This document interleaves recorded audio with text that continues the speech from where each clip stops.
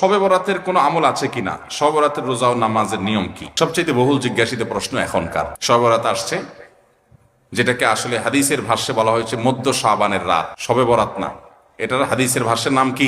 মধ্য শাবানের রাত।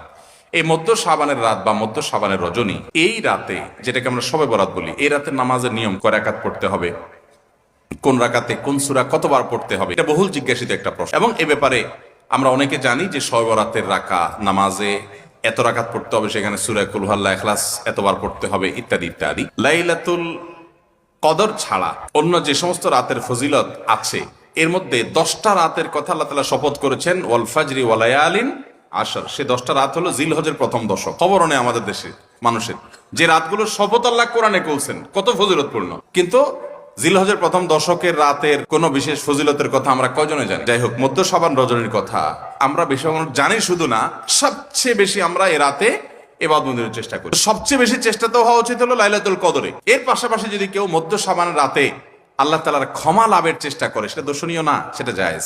এই রাতের এতটুকু ফজিলত অবশ্যই প্রমাণিত যে আল্লাহ রাব্বুল আলামিন এই রাতে হিংসুক ছাড়া, মুশরিক ছাড়া বাকি মানুষগুলোকে সাধারণ ক্ষমা ঘোষণা করেন। অতএব এই রাতের একেবারে কোনোই ফজিলত নেই, ব্যাপারটা সেরকম না।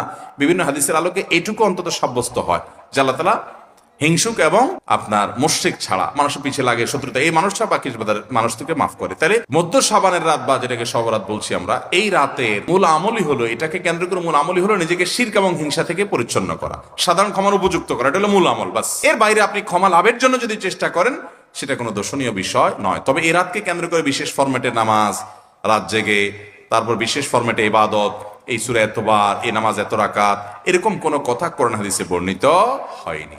এগুলো আমরা মন গড়া বানিয়ে নিয়েছি। এবং যদি এরকম কোনো ফরম্যাট আমরা ঠিক করে নিয়ে সেভাবে ইবাদত করাটাকে আমরা এ রাতের আমল, শরিয়া সিদ্ধ আমল মনে করি বা সুন্নাহ আমল মনে করি বা কোন নির্দিষ্ট আমল মনে করি, তো একটা বেদাতে পর্যবেসিত হবে। অতএব বাড়াবাড়ি এবং ছাড়াছাড়ি এই দুইটাই আমাদেরকে পরিহার করতে হবে। যতটুকু আছে ততটুকু আমরা আমল করব এবং এসে আমল অনুযায়ী আমরা চলার চেষ্টা করব। শবে বরাতে সবচেয়ে বেশি মানুষ মসজিদে কেন ভিড় জমায় বলেন তো?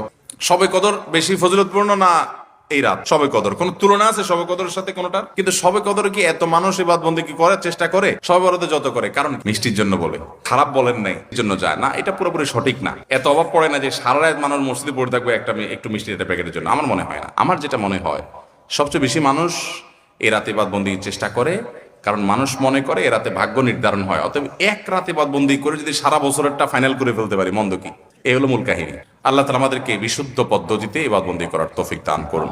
তাহলে ভাইরা আমার, মধ্য শাবানের রজনীতে আমরা আল্লাহ তাআলার কাছে ক্ষমার উপযুক্ত হওয়ার জন্য, হিংসা শিরক থেকে মুক্ত হওয়ার চেষ্টা করব। ক্ষমা পাওয়ার জন্য প্রচেষ্টা আমাদের থাকবে, কিন্তু ওই যে বেদাতি পন্থায় বিশেষ ফরমে ঠিক করে ইবাদত, নামাজ, হালুয়া রুটি খায় মানুষ। হালুয়া রুটি কেন খায়? সারা দেশে অনেক জায়গায় এখনো এটা হালুয়া রুটি ওই দিন বানাবে মানুষ। হালুয়া রুটিটা কেন হয় বলেন তো?